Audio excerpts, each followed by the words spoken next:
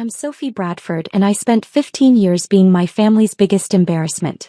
When my mother hired a private investigator to prove I was faking poverty to avoid contributing to the family, she accidentally hired the one person thorough enough to uncover that I wasn't the fraud in our family. This is the story of how my mother's attempt to humiliate me became her own unraveling. If you've ever been underestimated by your own family, hit that like button and subscribe right now. You're not going to want to miss what happened next. My sister Victoria was everything my parents wanted. Married at 25 to Bradley Whitmore. Old money, impeccable connections, a trust fund that could fund a small country. They lived in a Georgian mansion in Connecticut, through charity galas, appeared in society pages.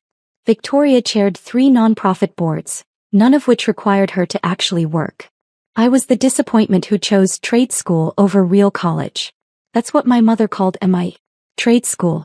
Sophie's doing her little computer thing, Mom would say at country club lunches, her voice dripping with the kind of pity usually reserved for people with terminal diagnoses. We tried to steer her toward something more appropriate, but she's always been stubborn. What she meant, I'd turned down Princeton, where both my parents went, for MIT's computer science program. I'd declined to join the junior league. I'd moved to San Francisco instead of staying in Boston. I'd committed the cardinal sin of choosing passion over prestige. My older brother Harrison was the acceptable middle child. Harvard Law, partnership track at a white shoe firm, married to a woman whose family tree had more branches than most forests. He lived in a brownstone in Beacon Hill and played golf with judges. And then there was me. MIT graduate, moved to Silicon Valley, worked at tech startups that my family had never heard of and wouldn't understand if I explained them. I lived in what my mother called, that dreadful little apartment in Mountain View. I drove a 7-year-old Subaru. I wore jeans and hoodies to family events. Sophie, darling, when are you going to get a real job?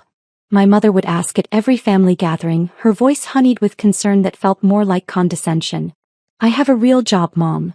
You know what I mean. Something stable. Something with benefits. Something you can tell people about without embarrassment. What they didn't know, I was the founder and CEO of Quantum Edge Analytics. We'd started 11 years ago. Me and 2 MIT classmates, Dev Patel and Emma Richardson. We developed machine learning algorithms that could predict market trends with unprecedented accuracy. Not just stock markets. Everything. Consumer behavior, supply chain disruptions, economic indicators, election outcomes. We'd started by selling our predictions to a few hedge funds. They made money. They told their friends. Within 3 years, we had 75 clients paying between $500,000 and $3 million annually for access to our platform. By year 5, we'd expanded into proprietary trading. We weren't just predicting the market, we were playing it. Our algorithms were generating returns that made traditional fund managers weep. By year 8, we'd been acquired by a major financial institution for $420 million. I retained a 40% stake and full operational control as CEO. My personal payout, $168 million. Current net worth, $180 million, give or take a few million depending on market conditions. I'd never told my family any of this. Why? Because I needed to know who they were when they thought I was worthless. I needed to see if they could love Sophie the person, not Sophie the asset. I got my answer years ago, but I kept watching. Kept documenting. Kept building. I lived in a modest apartment because I was barely home. I worked 80-hour weeks. I drove a Subaru because I didn't care about cars. I wore hoodies because they were comfortable and I wasn't trying to impress anyone. At family gatherings, Victoria would hold court in designer dresses, discussing her latest charity event or renovation project. Harrison would talk about his cases, name-dropping clients and judges. My parents would beam with pride. Then they'd turn to me. And Sophie, how's the computer job? Good. Still at that startup? What was it called again? I'm doing fine, Mom. She won't even tell us the name of her company. My mother would laugh to her friends. So secretive. I think she's embarrassed. Meanwhile, Quantum Edge had just been profiled in the Wall Street Journal. Our algorithms had predicted 3 major market corrections with 94% accuracy. We'd been approached by 5 governments wanting to license our technology. Forbes had asked to interview me for their Billionaire in Training series. I'd declined. I wasn't ready. My business partners knew about my family situation. Dev thought I was crazy. Sophie, why do you keep going to these events? They treat you like you're selling insurance. Because I need to document who they really are, I'd said. And I think I'm about to find out just how far they'll go. The breaking point came in October, during what my mother called the incident at the Pembroke wedding. Victoria's friend Charlotte was getting married at an estate in the Berkshires. 300 guests, orchestras, champagne that cost more per bottle than most people's car payments. The Bradford family was expected to attend in force, and look successful doing it. I flew in from San Francisco wearing a simple black dress I'd bought off the rack. Victoria wore Chanel. Harrison's wife wore something with a designer name I didn't recognize. My mother wore vintage Dior and enough diamonds to fund a small school district. At the reception, I sat at the family table quietly eating overpriced food and checking my phone. We just closed a deal with a major bank. $8 million annual contract. Dev was texting me updates. My mother noticed. Sophie, put that phone away. It's rude. It's a work emergency. What kind of emergency could you possibly have? Victoria laughed, her voice carrying to the nearby tables. Are the computers broken? Harrison smirked. Sophie, you're not performing emergency IT support at a wedding. It's not IT support. Whatever it is, it can wait, my mother said firmly. This is a social event. Act accordingly. I put my phone away. 20 minutes later, Charlotte's father gave a speech about his daughter's success as an art gallery curator. She built something from nothing, he said proudly. That's real achievement. My mother leaned over to whisper loud enough for the table to hear. That's what real success looks like. Building something respectable. I said nothing. After the wedding, my mother called an emergency family meeting. Sophie, we need to discuss your future. We gathered at my parents' Beacon Hill townhouse. A 4-story brick building worth $8 million that had been in my father's family for 3 generations. I sat in the drawing room that probably cost more to decorate than most people's houses. My mother stood, hands clasped, wearing her, "I'm concerned about you," expression that I'd learned to recognize as prelude to judgment. Sophie, darling, we're worried about you. I'm fine. You're 35 years old. You're still working at some unnamed startup doing technology work that you can't even explain. You live in a tiny apartment. You drive a car that's falling apart. You dress like a college student. Victoria chimed in. Sophie, we just want you to be successful. We want you to have what we have. And what's that?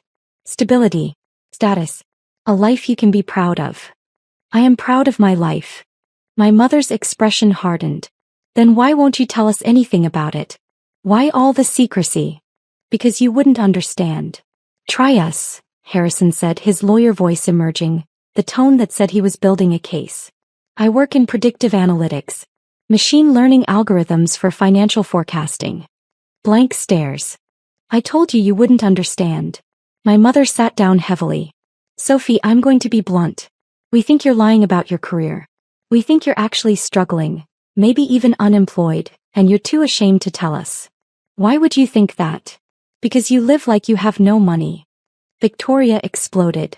You won't buy nice clothes, you won't upgrade your car, you won't even go to a proper salon. Either you're broke or you're being deliberately spiteful. Spiteful about what? About not being like us, my mother said quietly. About not having what Victoria has. What Harrison has. We think you're punishing us by pretending to be poor when you could be asking for help. The logic was so twisted I almost laughed. You think I'm faking poverty to punish you? What other explanation is there? My father spoke for the first time. He'd been silent throughout, but now his voice carried the weight of disappointment. You have a degree from MIT. You should be doing better than this. Unless you're not and you're lying about having a job at all. I have a job. Prove it, Victoria demanded. Show us a pay stub. Show us your company badge. Show us anything that proves you're actually employed. I could have pulled up Quantum Edge's website on my phone. Could have shown them the Wall Street Journal article. Could have logged into my bank account and let them see the balance. But I didn't. Because I realized in that moment that they didn't want proof I was successful. They wanted proof I was failing. No, I said simply. See. Victoria turned to my parents. She can't prove it because she's lying. My mother pulled out her phone and made a call. Yes, this is Amanda Bradford. I'd like to schedule a consultation. Yes, a comprehensive background check. My daughter. I need to know the truth about her employment and finances. She hung up. I've hired a private investigator. If you won't be honest with us, we'll find out the truth ourselves. You hired a PI to investigate me? We need to know what's really going on, Sophie. We need to know if you need help or if you've been lying to us for years. Her voice took on a righteous tone. Either way, we'll finally have the truth. And when will this investigator present his findings? Christmas dinner. Here. In front of the whole family. Extended relatives, everyone. No more secrets. Drop a comment and let me know where you're watching from tonight. I left Boston the next morning and flew back to San Francisco. I went straight to Quantum Edge headquarters, a stunning office building in Soma that we'd purchased 2 years ago for $45 million. Dev and Emma met me in the conference room. Your family did what? Emma stared at me in disbelief. Hired a private investigator to prove I'm either unemployed or lying about my career. Dev started laughing, then stopped when he saw my face.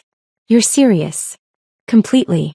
They think I'm faking poverty to punish them for being successful. Sophie, Emma said carefully, when this investigator looks into your background, he's going to find Quantum Edge. He's going to find the acquisition. He's going to find your net worth. I know. And I'm going to let him. In fact, I'm going to help him. I called our head of legal, Patricia Chin. Patricia, I need you to prepare a complete financial disclosure package. Everything about Quantum Edge, the acquisition, my personal holdings. I want it comprehensive and unquestionable. Why? Because my family hired a PI to investigate me and I want him to find the truth. All of it. Next, I researched the investigator my mother hired.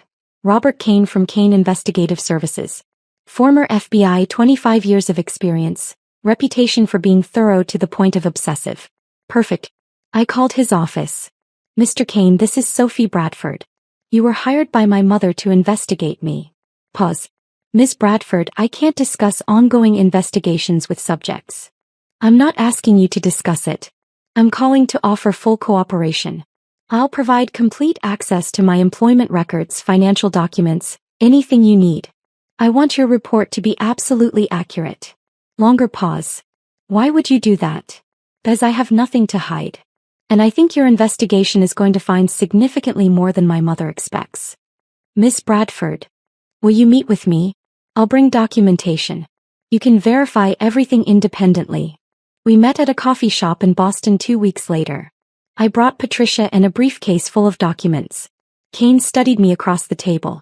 In 25 years, I've never had a subject volunteer to help me investigate them. I'm not a typical subject. I slid the briefcase toward him. Complete employment history, financial statements, corporate documentation for Quantum Edge Analytics, acquisition agreements, tax returns for the past 10 years. Everything. He opened the briefcase slowly like it might explode. He pulled out the first document, Quantum Edge's most recent financial statement showing $147 million in annual revenue. His eyebrows rose. You're the CEO of this company? Founder and CEO. I own 40% of it. We were acquired 3 years ago for $420 million. My personal payout was $168 million. Current net worth approximately $180 million. He looked up sharply. Your mother thinks you're unemployed. My mother thinks I'm either unemployed or working some entry-level tech support job. She hired you to prove I'm a liar and a failure. Kane leaned back, processing. Why have you hidden this from them? Because I needed to know who they were when they thought I was worthless. And now I know. I met his eyes. Mr. Kane, if you're thorough, and I suspect you are, you'll do background checks on my entire family as part of your due diligence. Standard practice when investigating someone's financial situation. That would be standard, yes. Then I should tell you something. My family's finances have never made sense to me. My sister doesn't work but lives like she's independently wealthy. My parents' lifestyle exceeds their known income sources. I've always wondered where the money comes from. You think they're hiding something? I think if you look closely enough, you'll find more than just my secret success. I stood. Be thorough, Mr. Kane. Find everything. The truth, whatever it is, needs to come out. Over the next 6 weeks, Kane investigated. He called me twice with follow-up questions. He verified every document I'd provided. He interviewed people I'd worked with, clients I'd served, professors from MIT who remembered me. And then 3 weeks before Christmas he called. Miss Bradford, we need to meet. In person. With your attorney. Patricia and I met him at his office. He had 3 thick files on his desk and an expression that mixed professional neutrality with something that looked like disgust. "I've completed my investigation," he said. "Miss Bradford, everything you told me checks out. You are indeed the founder and CEO of Quantum Edge Analytics. Your net worth is approximately $180 million. Your success has been extraordinary and completely legitimate. Thank you. However," he picked up the second file. "Per standard investigative protocol, I conducted financial background checks on your immediate family members. Miss Bradford, your family has significant financial irregularities." Patricia leaned forward. "What kind of irregularities?" Kane opened the file. "Your sister Victoria and her husband Bradley Whitmore live well beyond their reported income. Mr. Whitmore's trust fund generates approximately $400,000 annually. Their lifestyle costs approximately $2.3 million per year. The difference is being funded by systematic tax fraud." He pulled out documents. "They've been claiming false business expenses, hiding rental income from properties they own, underreporting gift income. The discrepancy totals approximately $3.7 million over 8 years." My stomach dropped. "What else?" "Your brother Harrison and his wife Emily are engaged in a different scheme. Harrison's law firm handles estate planning for wealthy clients. Over the past 6 years he's redirected approximately $2.1 million from client accounts into accounts he controls. It's sophisticated, small amounts from large estates, difficult to detect unless you're looking for it. That's embezzlement." "Yes." Kane opened the third file. His voice became quieter. "Your parents, Amanda and Richard Bradford. This is the most extensive. They own multiple properties that generate rental income. They've been reporting these properties as personal residences to avoid taxes on the rental income. Additionally, they've been writing off personal expenses as business expenses through a shell corporation. The total tax evasion is approximately $1.4 million over 10 years. I felt cold. My entire family is committing financial crimes? Not your entire family. You're clean. But yes, Victoria, Harrison, and your parents have all engaged in substantial financial fraud. Combined total, approximately $7.2 million in tax evasion, fraud, and embezzlement. What happens now? I'm required to report this to the IRS and relevant law enforcement. These are federal crimes, Ms. Bradford. Your family is going to be investigated, audited, and likely prosecuted." Patricia spoke carefully. "Mr. Kane, when will you be presenting these findings to Mrs. Bradford?" She requested a presentation at Christmas dinner. December 25th, in front of extended family. "I've been instructed to present everything I found." He looked at me. "Miss Bradford, I'm sorry. I know this isn't what you wanted." "Actually," I said quietly, "it's exactly what I needed. The truth, whatever it cost." Hit that subscribe button if you've ever had to set boundaries with toxic family, because what happened next changed everything. Christmas morning in Boston was picture perfect. Snow falling gently, the Beacon Hill townhouse decorated like a Hallmark movie, the smell of expensive food being prepared by the catering company my mother had hired. I arrived at 11 wearing a tailored black suit, the first time my family had seen me in professional clothing. I pulled up in my Subaru, parked behind Victoria's Mercedes and Harrison's BMW. Patricia arrived separately, dressed in her lawyer armor. We'd coordinated carefully. The house was full. Extended family, aunts, uncles, cousins. Family friends. People from my parents' country club. My mother had invited everyone she could think of to witness what she believed would be my humiliation. "Sophie." My mother kissed my cheek, her smile bright and sharp. "So glad you could make it. And you brought a guest." "My attorney, Patricia Chin." My mother's smile faltered slightly. "Why would you need an attorney for Christmas dinner?"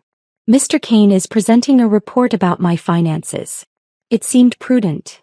Victoria appeared in a dress that probably cost more than my Subaru. "Oh, Sophie, are you really bringing a lawyer? That's so dramatic." "We'll see." Robert Kane was already there, sitting in the library with his laptop and 3 sealed files. He nodded at me but said nothing. At 1 o'clock, my mother clinked her crystal champagne flute. "Everyone, if you could gather in the living room, please. We have some family business to address before dinner." The living room was massive. 25 people fit comfortably. The family sat on the elegant furniture. Friends and extended relatives stood around the edges, curious and eager. My mother stood in front of the fireplace like she was giving a TED Talk. Thank you all for being here. As many of you know, we've been concerned about Sophie for quite some time. All eyes turned to me. I sat calmly, hands folded. Sophie has been very secretive about her career. She lives modestly, refuses to discuss her finances, and has been evasive about her employment. We worried that she might be struggling, or worse, lying about having a career at all. Murmurs of concern and judgment rippled through the room. So we did what any concerned family would do. We hired a professional investigator. She gestured to Kane. Robert Kane is one of the most respected private investigators in New England. We asked him to conduct a comprehensive background check on Sophie, to find out the truth about her career, her finances, her life. My father stood beside her. We love Sophie, but we needed to know if she needed help, or if she's been deceiving us. Victoria added, "This report will finally show everyone who Sophie really is. No more secrets." Kane stood slowly, picking up his laptop and the 3 files. "Mrs. Bradford, before I begin, I need to clarify the scope of my investigation. You asked me to investigate Sophie's financial and employment status. I did that. But I also conducted standard due diligence background checks on all relevant parties. That's comprehensive investigative practice." My mother frowned. "Relevant parties? Your family. When investigating someone's finances, it's standard to examine family financial history, connections, and relationships that might impact the subject's economic status." "Yes, fine, whatever." My mother waved her hand dismissively. "Just tell us about Sophie." Kane opened his laptop and pulled up his first document. Report 1. Sophie Elizabeth Bradford Financial and Employment Background. The room went silent. Ms. Bradford holds a Bachelor of Science in Computer Science from MIT, graduated summa cum laude. Following graduation, she co-founded Quantum Edge Analytics, a predictive analytics firm specializing in machine learning algorithms for financial forecasting. My mother's confident smile started to waver. Over 11 years, Quantum Edge grew to 75 clients, including major hedge funds, financial institutions, and government agencies. Annual revenue at time of acquisition, $147 million. Gasps echoed through the room. Victoria's face went white. 3 years ago, Quantum Edge was acquired by Goldman Capital Partners for $420 million. Ms. Bradford retained a 40% equity stake and operational control as CEO. Her personal payout from the acquisition was $168 million. My grandmother's pearls clattered to the floor. No one moved to pick them up. Ms. Bradford currently serves as CEO of Quantum Edge, which operates as a wholly owned subsidiary of Goldman Capital Partners. Her annual compensation is $850,000 plus performance bonuses averaging $2.1 million. Her equity stake is currently valued at approximately $95 million. She maintains additional investment accounts worth $17 million. Kane looked up. Sophie Bradford's current net worth is approximately $180 million. The silence was absolute. I could hear someone's watch ticking. My mother's mouth opened and closed without sound. Ms. Bradford has been profiled in the Wall Street Journal, Forbes, and Fortune magazine. Her algorithms have predicted 3 major market corrections with over 90% accuracy. 5 governments have approached her about licensing her technology. She was offered a position on the Federal Reserve Advisory Council, which she declined to focus on her company. Kane slid a folder toward me. "Ms. Bradford, your complete professional profile. Everything your family asked me to find." I didn't open it. I knew what was inside. Victoria found her voice first, shrill and panicked. "You've been lying to us for 11 years? "I never lied. I told you I worked in technology. I told you I was doing fine. Everything I said was true. I just didn't specify how fine I was doing." "You let us think you were poor," my mother shrieked. "You let us worry about you. You assumed I was poor," I corrected. "I lived modestly because I work constantly and don't care about material displays. You judged my lifestyle without ever asking about my actual career." Harrison stood up, his lawyer brain trying to process. "This is insane. Sophie, why would you hide this from us?" "Because I wanted to know if you'd love me without my success," I said quietly. "And now I know you wouldn't." "Mr. Kane," my father's voice cut through the chaos. "Is this report complete?" Kane's expression became stone. "No, sir. It's not." The room went very still. As I mentioned, I conducted comprehensive background checks on all relevant parties. That includes Sophie's immediate family. He picked up the second file. What I found requires reporting to federal authorities. My mother's face drained of color. What are you talking about? Victoria Bradford Whitmore and Bradley Whitmore. Tax fraud, underreporting of income, false business expense claims. Total tax evasion. Approximately $3.7 million over 8 years. Victoria started screaming. That's a lie. You can't prove. Kane slid a folder toward her. Tax returns showing reported income of $400,000 annually. Financial records showing actual spending of $2.3 million annually. Documented false business expense claims. Hidden rental income. Gift income not reported. It's all documented. He picked up the third file. Harrison Bradford. Embezzlement from client trust accounts. Over 6 years, you've redirected approximately $2.1 million from estates you managed as executor into accounts you control.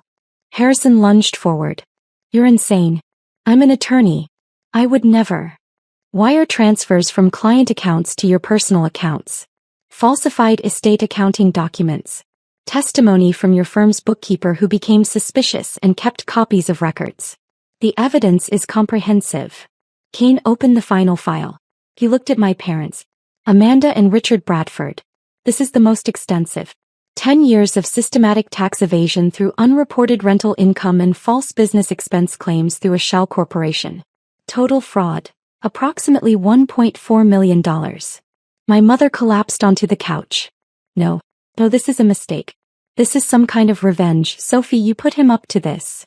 I didn't, I said quietly. I asked Mr. Kane to be thorough. To find the truth. He found all of it. Mine and yours. Kane pulled out more documents. Property records showing rental properties reported as personal residences. Bank statements showing rental income not reported on tax returns. Business expense claims for personal vacations, cars, entertainment. Shell corporation documentation. It's all here. Combined, Kane said, his voice carrying across the silent room. The Bradford family, excluding Sophie, has committed financial crimes totaling approximately $7.2 million. I've already reported these findings to the IRS Criminal Investigation Division and the Massachusetts Attorney General's office. The doorbell rang. Everyone froze. Patricia stood. That will be the federal agents. They're executing search warrants for financial records. My father stood up, shaking. Sophie, please. You have to stop this. We're family. Use your money, hire lawyers. You can fix this. No, I said simply. I'm your mother. My mother's voice cracked. You have to help me. You hired an investigator to prove I was a liar and a failure so you could humiliate me in front of everyone. You wanted to expose me as a fraud. You got your public reveal. You just didn't expect what would be revealed. Federal agents entered the house. 3 of them showing badges and warrants. Amanda Bradford, you're under arrest for tax evasion and fraud. They took her right there in front of everyone. Read her rights while she sobbed, mascara streaming down her face. Richard Bradford, you're under arrest for tax evasion and fraud. My father went quietly, his face gray. Victoria Whitmore, Bradley Whitmore, Harrison Bradford, you'll need to come with us for questioning. Victoria fainted. Actually fainted, collapsing onto the Persian rug in a pool of designer silk. Bradley caught her, his face paper white. Harrison tried to argue, his lawyer training kicking in, but the agents weren't interested. They took them all. The house cleared in minutes. Extended family fled like roaches when lights turn on. Friends vanished. People who'd gathered to watch my humiliation couldn't get out fast enough. Within 30 minutes, the house was empty except for me, Patricia, and Kane. I stood in the living room where I'd spent 15 Christmases being dismissed, underestimated, and treated like a failure. Miss Bradford, Kane said quietly, are you all right? I'm fine. Thank you for your thoroughness. For what it's worth, I'm sorry it turned out this way. Don't be. They made their choices. I just stopped protecting them from the consequences. Patricia touched my arm. Sophie, we should go. I looked around the townhouse one last time. For stories of old money and older secrets. Beautiful furniture, expensive art, family photos that now felt like evidence in a case about people who loved status more than truth. Yes, I said. Let's go. The legal proceedings moved with the efficiency of federal prosecution. My parents were charged with 10 counts of tax evasion, fraud, and false statements. Bail was set at $500,000 each. They made bail using the townhouse as collateral, but the house was later seized as part of asset forfeiture. Victoria and Bradley faced 8 counts of tax fraud. Their mansion was seized, their assets frozen. Victoria's charity board positions were immediately revoked. Bradley's trust fund was frozen pending investigation. Harrison faced the worst charges: embezzlement, fraud, breach of fiduciary duty. He was disbarred within 60 days. His law firm fired him immediately and cooperated fully with prosecutors to avoid being implicated. The trials took 18 months.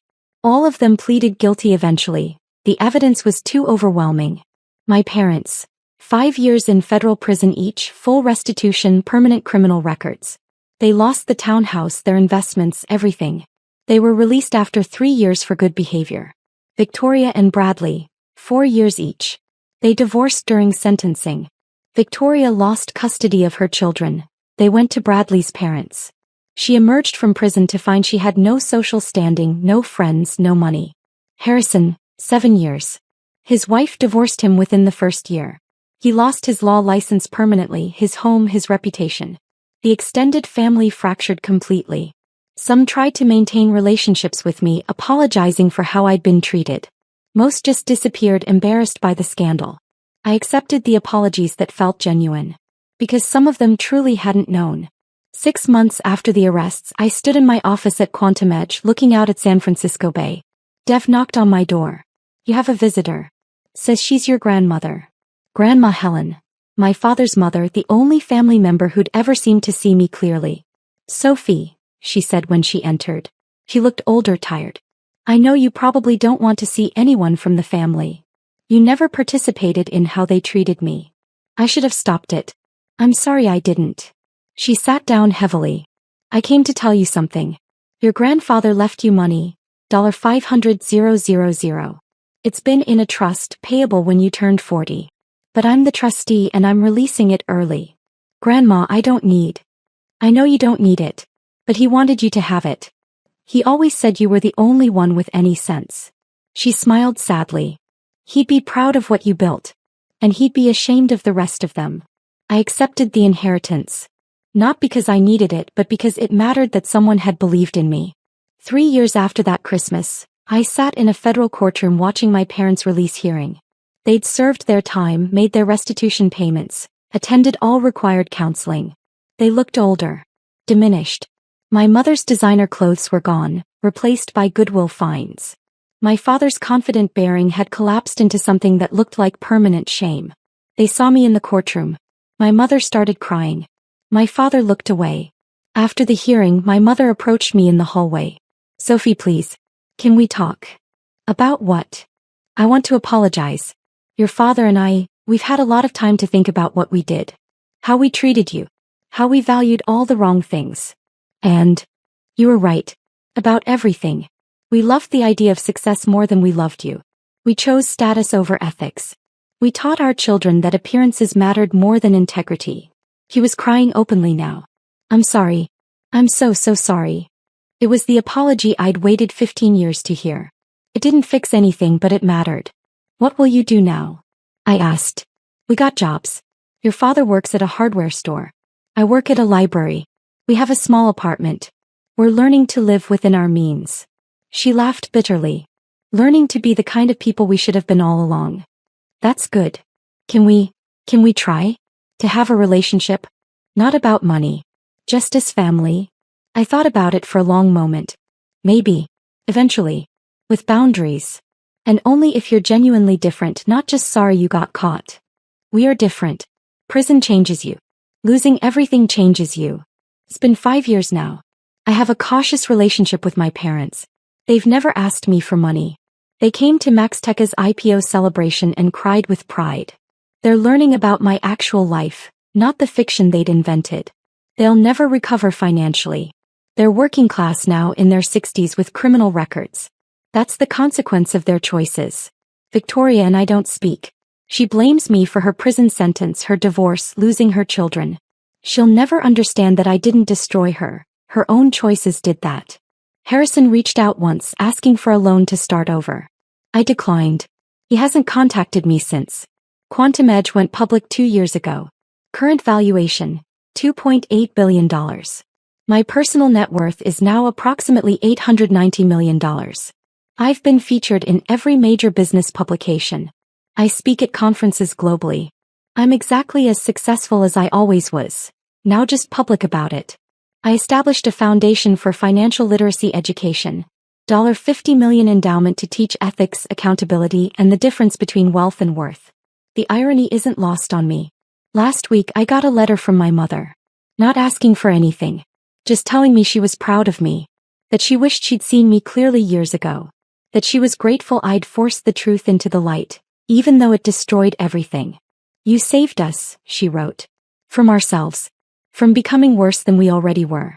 I know it doesn't feel like it, but you did. Maybe she's right. Maybe forcing people to face consequences is a gift, not cruelty. I learned that family is a privilege that must be earned through actions, not assumed through blood. That success without integrity is just fraud with better marketing. That the people who love you when you have nothing are the only ones who matter when you have everything. My real family is Dev and Emma and the team we built together. My family is the people who believed in my ideas when they were just code on a screen. My family is chosen, not assigned. My biological family chose status over truth, chose fraud over honesty, chose to investigate me rather than celebrate me. Those were their choices. I chose to let them face the natural consequences. That was mine. And I've never regretted it for a single second. If you've ever had to walk away to save yourself, tell me your story in the comments. Does any of this feel familiar? What would you have done? Hit that like button and subscribe for more stories about standing up for yourself when the people who should support you become the people you need protecting from. Because you're not responsible for being smaller to make others feel bigger. You're not obligated to hide your light to protect people who'd rather see you in darkness. Sometimes the best thing you can do for toxic family is let them face exactly what they've created. You are not the villain for refusing to be the victim.